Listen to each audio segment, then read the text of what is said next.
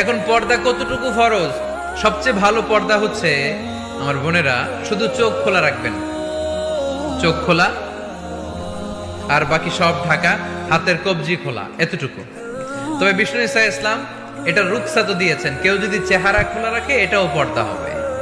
শুধু চেহারাটা খোলা আর হাতের এতটুকু খোলা কবজি পর্যন্ত, বাকিটা ঢেকে রাখতে হবে। এটাকে বলে রুকসাত।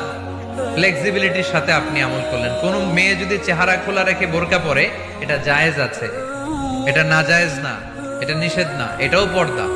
আর যদি চেহারা ঢেকে শুধু চোখ খোলা রাখে, এটা সবচেয়ে ভালো পর্দা, এটার বলে আজিমাত। এটার উপরে পর্দা হতে পারে না।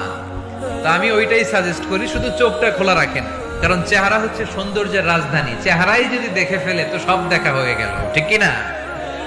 তবে কোন বোন যদি ওই হাদিসের উপর আমল করে, যে হাদিস বলেছে চেহারা খোলা রেখে বোরকা পরা যায় আর হাতের কবজি